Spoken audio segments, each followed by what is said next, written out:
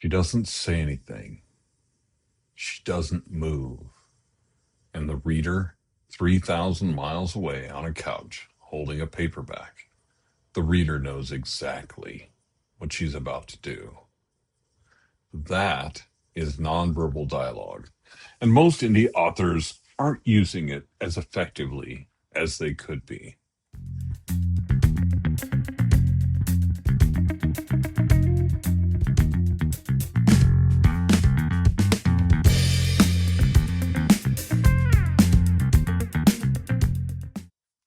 What's up, everyone? This is the plot dude here. So, show, don't tell. You've heard people say it. You've heard it so many times.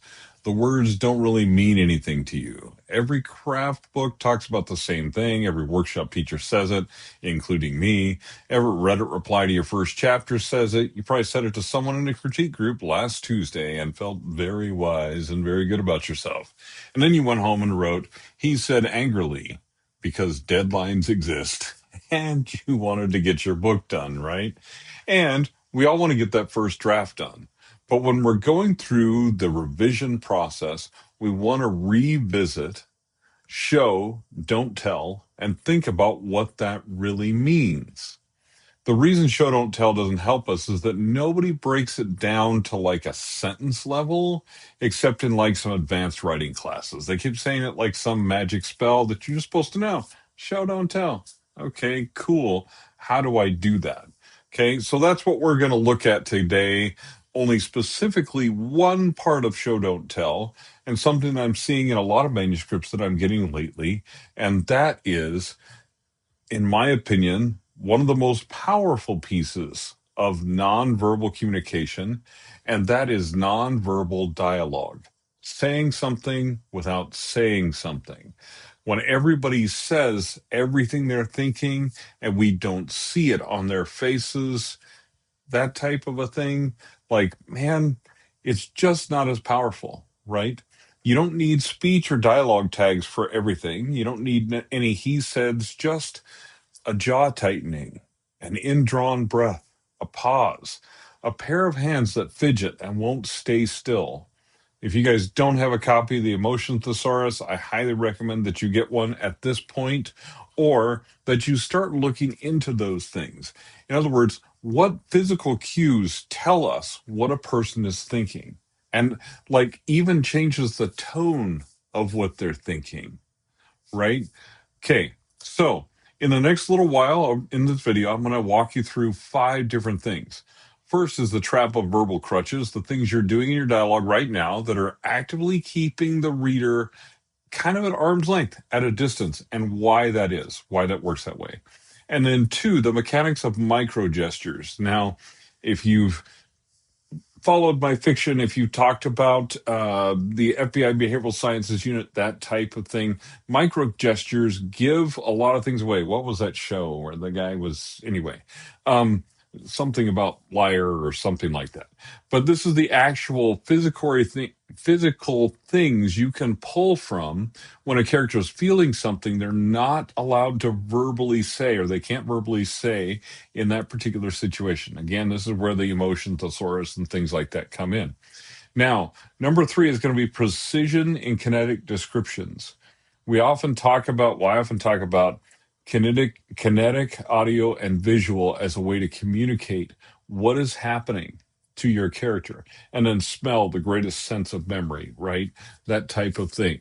Okay. So we're going to talk about making those precision descriptions. And then 4 is the bridge between intent and action. When a character intends to do something and when they take action, right? This is like how to write a character who says yes when their body screams no. Romance, we see this all the time. If you can include that nonverbal cues in communication, it can make it a much more powerful character-driven story. And then you need to know how to make the reader catch every syllable of that contradiction. And then 5 is the narrative force of stillness. This is something we could learn in our real lives too if we would just slow down sometimes. But not moving sometimes can be the loudest move in your novel. I remember when my kids were growing up, one of the things that would scare them the most is when I would sit somewhere. I would not come after them. I would not chase them or anything like that. I would sit somewhere and very quietly say, "Come here." Not yelling, nothing like that, but getting very quiet and telling them to come closer. That not moving to them told them, Dad is really mad. And he's going to bring us over. Now he's going to say something. He's going to deliver a punishment, the end all punishments, which I rarely did. But anyway, that's a whole other story. Okay. Then at the end of this little lesson here, I'm going to show you a single paragraph that does all five things at once so you can see what that layering looks like in action. Okay. So grab a drink, cup of coffee, whatever, and let's get to it. First one is the trap of verbal crutches. So let's talk about the problem before we talk about ways to solve it. So if you open your manuscript right now, you find a dialogue scene, any dialogue scene, just pick one. Okay, look at the dialogue tags. I want you to count three things. One, how many times does someone say something angrily, sadly, nervously, anxiously, furiously, lovingly, bitterly, etc., etc.? Adverbs that are in your dialogue tags, just count them. Okay. And again, this is revision process. You can do this if you're drafting something right now, but I don't want you to necessarily go back and edit it and stop drafting. This is in the revision process where we're looking at what have I done with this writing and how can I make it stronger? Now, number two, how many sentences in that scene contain the word felt? She felt nervous. He felt the rage rising. She felt a pang of regret. Okay. Count those two. Then, how many internal monologue interruptions do the protagonist do? Sentences where the prose stops the action to explain how they're feeling about it? Count those two. And it's not that internal dialogue doesn't have to stop the action, but what it does, it's usually explaining a feeling. That made me feel uncomfortable, right? Instead, we can show how our character feels uncomfortable. If you look at those three numbers, if any of them is bigger than zero, your dialogue is to a certain extent leaning on verbal crutches. Okay. Now, that doesn't mean never lean on a verbal crutch. What it means is let's limit the number of these things so that we're not always walking around with a crutch. Okay. Instead, we want to walk, we want to run, we want to do things well. Okay. So the adverb tag, he said angrily, is the writer raising their hand from off stage and saying, "Excuse me, Mr. Reader, I want to make sure you understand that he was angry." Okay. It's a little tap on the shoulder, that type of thing, but it interrupts the vision that the reader had of being inside the scene. A little bit of author intrusion. Now, this is a very small version of it, but the minute you write angrily, you've admitted that the line of dialogue itself wasn't indicating that the character was angry or that their physical mannerisms and what they were doing wasn't indicating that they were angry. Okay. The line should be doing the job. If the line isn't doing the job, the line is the problem, not the dialogue tag. Don't just go through and eliminate all of the adverbs without looking at why they're there. Why did you feel the need to say he felt that? He said that angrily rather than he shouted and then have his face red and him clenching his fists and things like that. Okay. The felt sentence is the same idea, just in a different costume, different clothes. She felt afraid. Those are like filter words. Okay. That sentence doesn't put the reader inside the fear. It puts the reader at a distance from the fear, watching the character experience it, like watching a coworker get bad news from across the office. Okay. That doesn't read as like she felt afraid. Fear doesn't read that way. Fear reads as a throat that won't swallow, right? You can't swallow. You can't catch your breath. A hand that's tightened around a coffee mug that's no longer warm. The body is the evidence of what's happening. I want you to get that again. Going to mention the emotion thesaurus, then I'm going to shut up about it and just assume that you got it by this point. But those things are awesome. Okay. So basically, the internal monologue, let's talk about the internal monologue interrupt really quick, and then we'll talk about that. Okay. This is the deepest version of the same problem. You're trying to pull the reader in, by having the character say how they're feeling, it's not necessarily bad. The character said the thing, but then you explain that the character is thinking this thing about the thing. Okay. Instead, cut it. Cut it. Instead, hone that line of dialogue. Zero in on that. Okay. Because the basic thing is that the problem is not that the reader doesn't get it. The problem is either that you don't trust your reader to get it, or that the dialogue is not quite good enough yet, right? If you don't make your dialogue the very best it can be, this is one of the things you can do. Now, here's the thing your modern reader is doing, whether they realize it or not. Modern thriller readers, romance readers, etc., they've all watched 10,000 hours of television or more, right? That might be this year. They are excellent at reading nonverbal cues because actors are very good at offering them. They've been parsing micro expressions on actors' faces since they were young, since they saw animated cartoons. Okay. They can spot a fake smile a mile away. Okay. They know what a held breath sounds like. They know what hands do when somebody's lying. They've watched, if they're thriller people, they've watched the FBI thrillers and the stuff like that. And they open your novel and you write, she felt nervous. Okay. What that does is it pulls them out of the story, not because they don't care that she felt nervous, right? But because they are used to experiencing what someone does when they feel nervous. Because of visual medium and how much that dominates our culture, when you're writing, you are going to lean into those visual cues. Okay.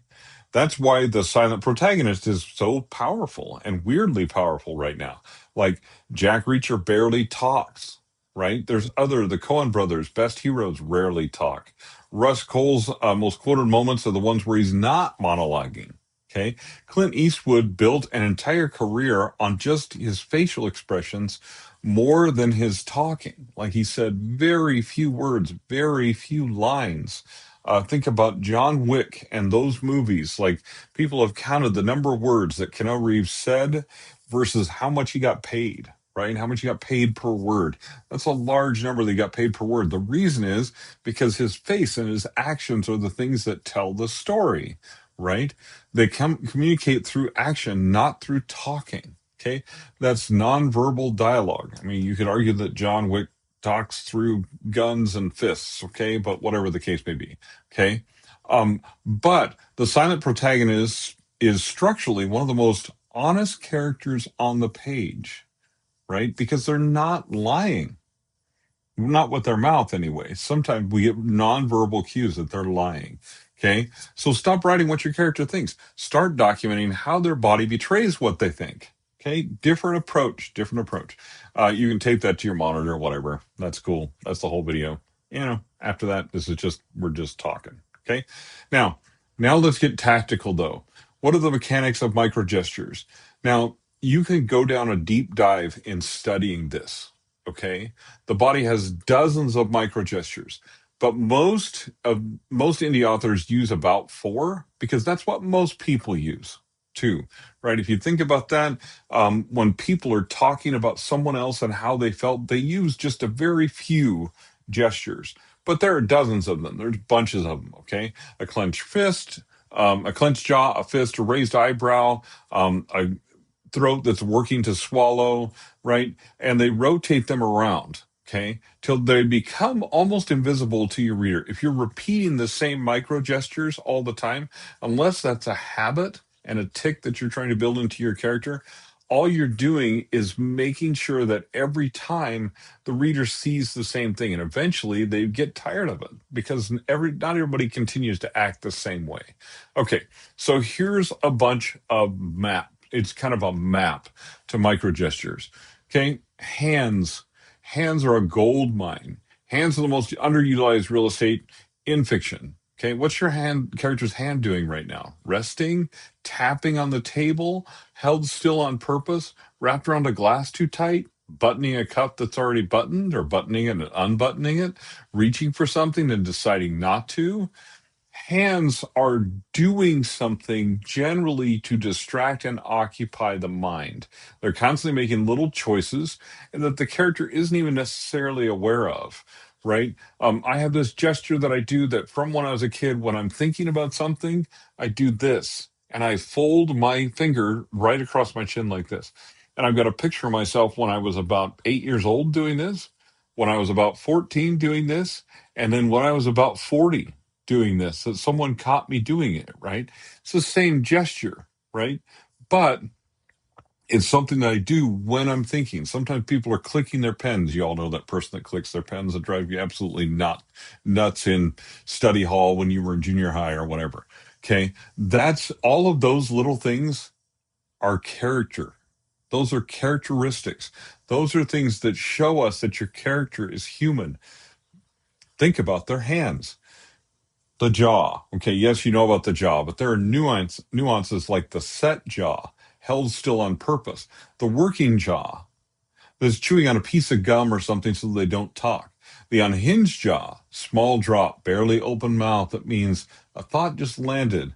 I've done this myself tons of times where I'm like, right? You know that you've seen these things. Okay. They're different emotions for each gesture. That's all about your face, right? Your face betrays all kinds of things about you, including your throat, like a throat that won't swallow or that you're gulping, that you swallow 3 times in a row. You clear your throat, right? Before you say something, you clear your throat and it gives you a minute to think, right? Breath. This is another gold mine. Breath is the involuntary thing that happens in every emotional state. If you're extremely upset, you're breathing quickly. If you're afraid, you're going to hold your breath. The shallow breath. When you're afraid, you're trying to keep your breath quiet.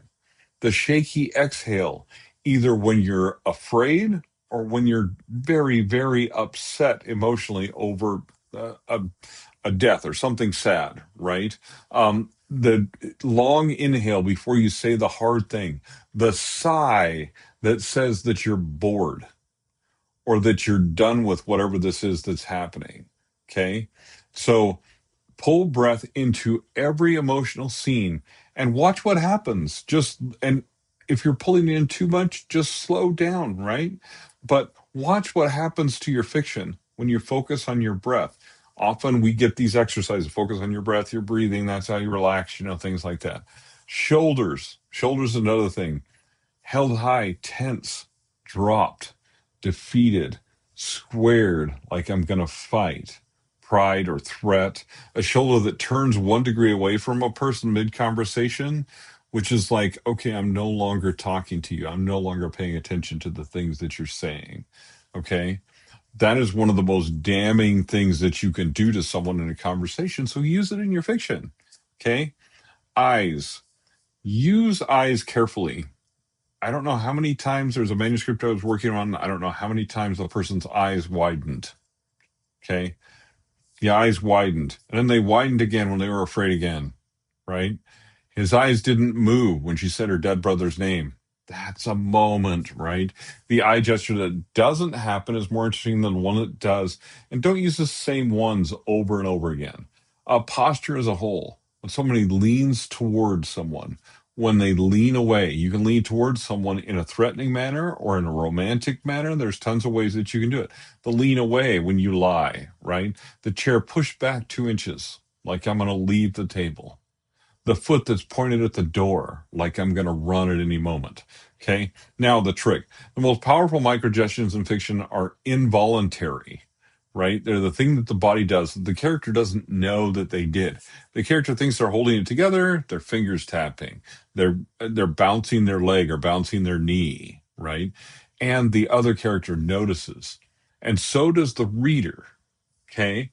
And the character whose finger is tapping is the only one in the room who hasn't figured out yet what they actually want, for example.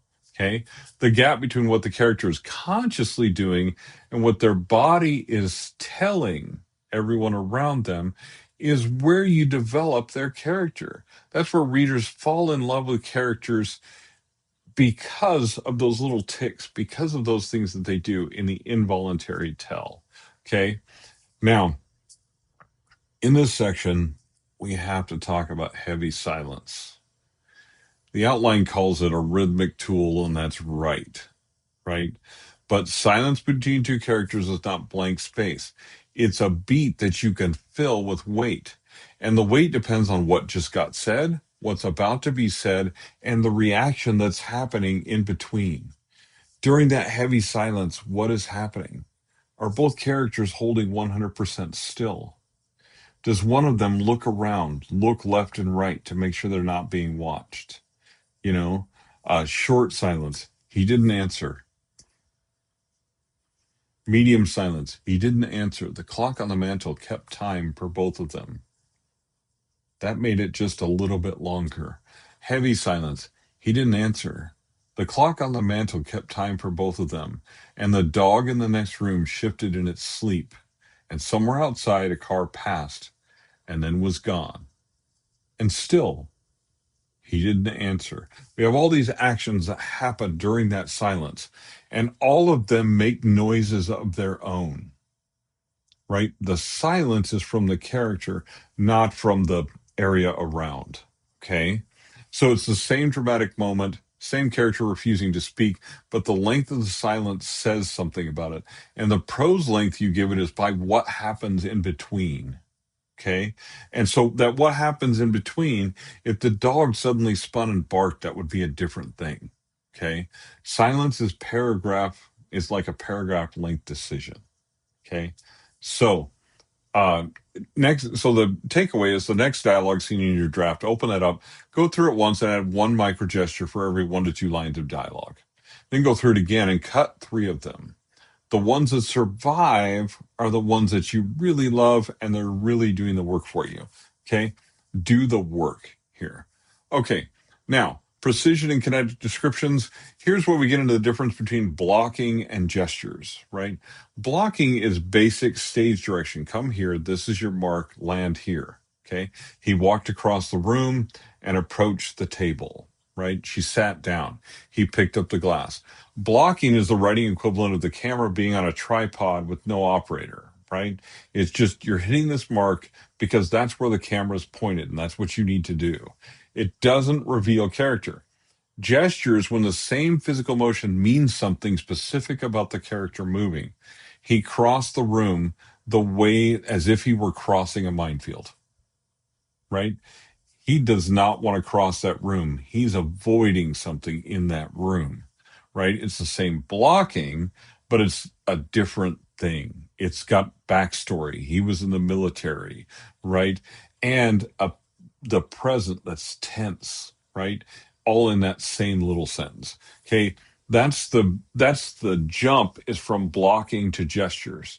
Okay. So we're learning to make every emotion in the scene do double duty, do 2 different things.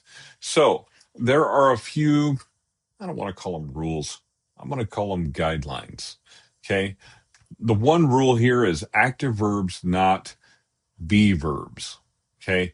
Now, or passive verbs. Okay. Passive verbs, if pro writing and Grammarly and all those had their way, there would be no passive words ever again in any of the English language. Okay. That's not correct because there are times when they actually belong. But in this case, when you're talking about this like micro gestures and movements and things like that, basically you want to be very precise. So if you say she was nervous, she sat on the edge of the chair. After she perched on the edge of the chair, it was bigger than she was. Her hand kept finding the seam of her sleeve, worrying it open and closed. Right? We see that she was nervous because she was playing with the seam of her sleeve. The chair was too big for her. That's one of the reasons she was sitting on the edge, but the other one was she was tense. She was nervous. Okay? Same character, same chair. The second version puts the reader in their body, in that person's body. The first version describes her from almost from a distance, right? She was nervous. She sat on the edge of the chair. Okay, not terrible writing. The second one is exceptional. writing, right? Rule 2, sensory specifically beats a general description every time. He was angry is kind of abstract. His hands shook. Better, still general, right? His coffee had gone still in the cup. He hadn't moved it in 5 minutes, right? That's a long time, first of all, right? So I don't know how great that example is. But like if someone sits there and their coffee has not moved in hasn't moved it in 5 minutes, and it's cold because he's been staring at someone in anger, the reader doesn't need to be told the character's angry. You don't have to say he stared at him angrily while he's doing that. The reader needs to be given one specific physical detail that they can take and make assumptions from about what the character is doing. Okay. The reader's imagination does the rest. You've got to trust the reader to use their own imagination. Remember that description begins in the imagination of the author, it ends in the imagination of the reader. Okay. So being specific invites the reader to come deeper, to look closer and understand what that means. Okay. Generality excludes them, puts them at a distance. Okay. Rule 3, movement carries history. Rule 3, I'm going to say guideline 3. Okay, I don't like rules. I don't like to say there's rules because you all know, I know there's only one word that needs to run rule, and that's that it needs to work for you. But this stuff will work for you. So we're just going to call it a guideline, rule, whatever the hell. Doesn't even matter. Okay, movement carries history. This is the hardest one. The way a person moves says where they came from. A character who flinches at slammed doors gets that from somewhere. Why do they flinch at those slammed doors? Right? That comes from their childhood. It comes from something else they experienced. Maybe they have military experience. That sounds like a gunshot to them. Right? Something backstory brings that in. A character who never sits with their back to a window comes from somewhere too. Like there's a reason for that, right? We need to know that reason. A character who pours their coffee into the cup before adding the cream learned that from somebody, or who pours the cup or puts hot water in their cup to make sure it's warm before they put the coffee in. Okay, you can compress someone's entire backstory into a single piece of behavior. He poured the wine the way his father had, to exactly the halfway mark in the glass, no more, no matter who sat at the table. That one sentence, it tells us this character had a father. The father was exacting with wine, and the father was particular about that, probably for a reason. And now the character has internalized that as an adult behavior, even if they don't fully understand the why behind what their father did. That gives you a nice piece of backstory in 20 words. Like, we don't have to have a flashback to his father pouring wine for him or whatever. Okay. I know you guys love flashbacks, but often authors over rely on flashbacks. The next time you're tempted to write one, ask, can this be a sentence or a gesture instead? Can the character's body tell me something about the past instead of the prose dropping backwards into some kind of sequence? Okay. Now, the takeaway here is open the most exposition heavy scene in your manuscript, find one moment where you explain backstory, and replace it with a single piece of physical behavior that implies that backstory. Just cut the explanation and see if the scene gets better. It almost always does. Unless there's too much detail in that to bring into that gesture or that scene, that simplification, the scene will get better. Okay, part 4. Bridging intent and action. Now we're entering kind of advanced territory. This is the technique that separates competent thrillers from the ones that readers post about finishing at 1 a.m. Okay, and it's the contradiction. Your character's mouth says one thing, your character's body says the opposite. The reader catches both, and the gap between them is kind of where the truth lives, right? It catches the reader's attention, right? I'm fine like this. I'm fine, she said as she gripped the doorframe. Right? Is she fine? I don't think she's fine. Now, if you're married and you believe that that woman's fine, you might not be married for much longer, right? This is the whole thing. There's 5 words of dialogue. There's just a few words talking about what her body is doing. Her mouth is lying. Her body tells the truth. If your wife comes into the room, folds her arms, and you say, I'm going on the weekend for a golf thing with my buddies, and she folds her arms and stares at you and she says, fine, do whatever you want. My advice to you would be, don't do whatever you want. Whatever it is you're planning is going to be a bad move, right? Your wife is not going to like that. This works because real human beings do this constantly. We say, I'm fine, and our hand is gripping something. We say, I'm not mad, and we stomp from the room. We say, I love you, and we're looking somewhere else, right? The body reveals the truth about how you're feeling, even when your mouth is trained to like, just pacify things, just make things okay, right? This is your job as a writer to put what the person says and their body in conflict with one another. Conflict is essential to story, okay? And let the reader pick which one to believe. That's what writers and screenwriters call subtext, but it's often underused, okay, because subtext is harder to write. So here's a cheat, a real cheat, okay? For any line of important dialogue your character is about to say, ask, what is the opposite of this line? And then have their body do the opposite, if that's actually what's happening in the scene, okay? If she says yes, her body should be doing some version that indicates no, right? If he says he doesn't care, his body should be doing some version of showing that he cares very much. If she says she's leaving, her body should be doing something that is a version of staying. She stood in front of the closet door and said, if you don't change, I'm leaving. But she didn't move, right? She's not leaving. She's telling you to change, right? That's a character development thing, okay? There's a higher level move on top of this called kinetic dialogue. This is when one character's motion is the response to the other character's speech. Okay, this is a really cool thing. It's kind of deep, but a lot of times you don't need a verbal answer. The motion is the answer. You know, if she says, if you don't change, I'm leaving, and the man she's talking to turns and walks from the room, and she hears the door slam and he doesn't say a word, what is he telling her? He's telling her, I don't care if you leave. I'm out of here, right? The motion is the answer. The motion is cruel. It's a cruel thing in response to her plea for him to change.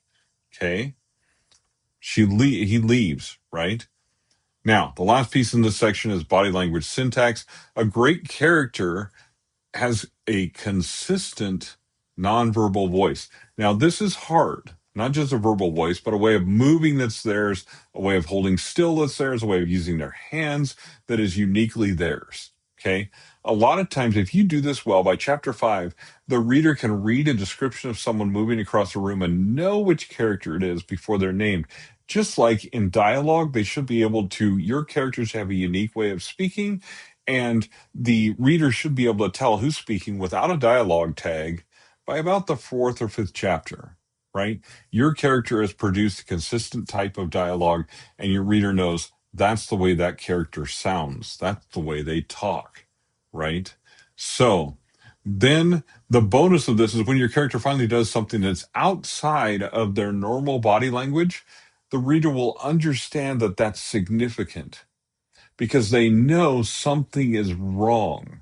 If the character moved a different way, if they spoke a different way that they haven't done before, that is character development through kinetic movement instead of through dialogue.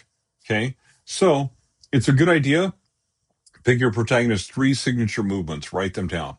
This is them, and use them consistently, especially in the first part of the book. Then break one of them in a moment of crisis, and then read that over again. Read it out loud. Have someone read it out loud to you, or have a person that you trust that reads your stuff anyway read that, and watch what happens to them. Watch what they see and understand. Okay, now mastering the narrative voice of stillness is the last part of this video. This is the biggest one, the one that most authors are not yet using, or not using effectively enough, and that's stillness. Most authors write motion when they want intensity. The fight speeds up, the chase gets fast, the argument gets fast. Everything goes up in tempo because tempo equals tension, right? Sometimes that's wrong. Wrong sometimes. Okay, not always, but sometimes. If you think about the scene from The Rock, where basically Nicolas Cage has stolen the Lamborghini or the Ferrari, right? And he crashes it in the middle of the street, and he sees that his quarry is getting away, right? The guy he's chasing is getting away, and he has this moment where he like has to extricate himself from this car. He realizes this super expensive car is just shattered, it's totaled completely. And for a moment, things stop. And then all of a sudden, this kid comes up and says, "Whoa, dude, you wrecked your Ferrari." And it's like a moment of stillness before the chase starts to go again, right? It's a cool moment. It's a memorable moment from the movie. Okay. The most powerful intensity in fiction is when you pause. Think about this. When you were in some kind of a conversation, maybe an angry conversation with a person or with your parents or whatever, and all of a sudden there was a pause and just an emptiness, just a stillness. The movement stopped in the room, starts moving. The moment the character doesn't respond, the moment where everyone in the scene becomes very, very still. And all of a sudden, we all lean in. This happened in the movie Bohemian Rhapsody. If you haven't seen it, there's a moment when um, when Freddie Mercury looks up at a window and says, "Well, good night." And in that moment, the entire theater, when I saw it in a theater, the entire theater went silent, absolutely silent. Everybody paused at the same time that he paused, that the movie paused. It hit everyone in the theater exactly the same. That, that is super powerful, right? It works because human attention is built around motion. So when we track it automatically, right? Our eyes dart, when motion stops, our brain has to take a second to recalibrate. It pays more attention to a still scene than the moving one. This is why horror movies have a long held shot, right? This is why every great thriller chapter has a moment where everything goes quiet. This is why Tana French can stop a scene with one sentence, and you, the reader, feel like all of a sudden like you can't breathe, right? Stillness has a few different uses in your writing. Okay, one of them is stillness as a threat. A character who doesn't move is more threatening than a character who's moving constantly. Okay, the villain who paces the room is kind of like, predictable, that type of thing. The villain who sits perfectly still and lets the protagonist do all the talking is a villain we remember, right? He didn't get up, he didn't speak. He let her get all the way to the door before he said her name. And even then, he did not turn his head. There's no motion, right? Except for her walking away. That character has no motion. He hasn't done anything, he hasn't moved. In fact, he's refused to do something. Okay. The next one is stillness as hierarchy. In any scene with two or more characters, the one who moves the least has the most power. We hear this a lot in our regular lives too. He who speaks the least, he who moves the least, you have the most power over what is happening to the conversation because the person who's moving is reacting, right? They're not taking action, right? The one who's still is making others react, it's making people come to him, right? Watch a real life negotiation sometime. The person with the leverage doesn't fidget, they don't move, all of that stuff. The person without the leverage adjusts their tie, they pick up their pen, they look at their phone. You can write this, okay? You can write a power shift in a scene by having one character who just remains still and calm when everyone else around them is losing their crap, okay? Now, stillness can also be a resolution. A character arc can resolve in a single piece of stillness. The protagonist who's been running for 300 pages, running from their past, running from a relationship, whatever, finally sits down for just a minute and settles into it. Okay. The reader knows, the scene knows. That's the conclusion of the arc. Okay. A whole novel can earn this last page on a single character finally being able to stand still and to stop moving. I think of the scene from Forrest Gump where he just started running. And one of the most dramatic parts of the scene is where one day he just stopped. There was no reason. There was no ahead of it, nothing ahead of it. It's just that he had run far enough to accomplish what he needed to feel. That's really, really powerful. Okay. So that's a narrative tease. Okay. So let's talk about how this layers. Okay. Here's a single paragraph that uses every technique we've talked about. I'm going to read it and then I'm going to break down which technique is doing what so you can see it. He set down the cup. He did not look at her. His hand stayed on the cup longer than it needed to, and it was empty. And the kitchen was quiet, and somewhere a clock kept time for both of them. You can stay, he said. He didn't move. She watched his hand on the empty cup, and his hand didn't move either. And after a moment, she picked up her keys from the counter and folded them into her palm. She didn't say goodbye. She walked to the door the way her mother had walked to 1,000 doors over the course of a 30-year marriage. She did not look back. He didn't turn his head. The door didn't slam. It simply clicked shut. Okay? There's very little dialogue there, but there is a lot of movement and stillness. Okay, the micro gesture of his hand on the empty cup. Now, this is a rough paragraph. I'd probably edit this slightly by the time it actually goes into a book. But think about this. The micro gestures, his hand on the empty cup, her keys as she folded them into her palm. Heavy silence. The kitchen was quiet. And somewhere a clock kept time for both of them. That's the pause, right? That pause has some weight. It's kind of a medium pause, like we talked about earlier. Active verbs over being verbs. Set, stayed, watched, picked, folded, walked, right? History in motion. This is a part I'd probably change this just slightly, but the way her mother walked to 1,000 doors over the course of a 30-year marriage, right? Her mom apparently walked out a lot.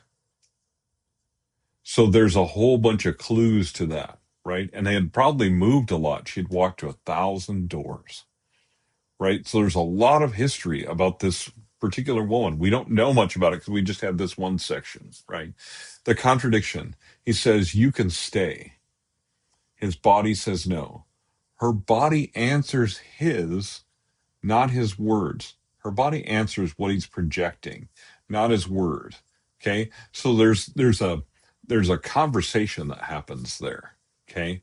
So there's all the hands-on object.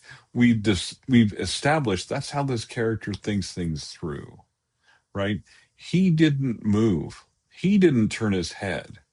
He was the one with the most leverage in this scene because he stayed, she left. And then stillness is part of the resolution. The door didn't slam, it clicked, right? This scene, maybe this marriage, if that's what this is, ended in a click. That's the work. That's what we're learning to do. So, a quick recap. We learned 5 different things. The trap of verbal crutches, stop using adverb tags, felt sentences, and internal monologue interrupts to do the work that the body can do. The mechanics of microgestures. Build a fuller inventory than just a jaw and a fist. Use heavy silence. Use breathing. Use the jaw. Use all of those things. Precision in kinetic descriptions. Blocking is dead. Lean into gestures and movement that carries history. Okay, the contradiction, what the mouth says, the body does the opposite thing what the mouth says, and the reader believes the body. Okay, and then the narrative force of stillness. The character who doesn't move is a character with the power. This is loud and amazing for nonverbal communication. So, what do you want to do with all this? Well, here's your homework. Go open your manuscript right now. Find one dialogue heavy scene, strip out every adverb tag, every single one of them. Strip out every felt sentence. Strip out every internal monologue interrupt. Now look at what's left and ask, where can the body do the work that the words that I put in there used to do? and rewrite those sections. Drop kind of a before and after sentence in the comments if you do this, and I'd love to read them. If this helped, hit like, hit subscribe, and tell another author about the Plot Dude. My goal, above all else, is to get you to finish your first draft. Finish it well, revise it, and then move into the publishing process. Thanks for joining me. The Dude abides. We'll see you next time.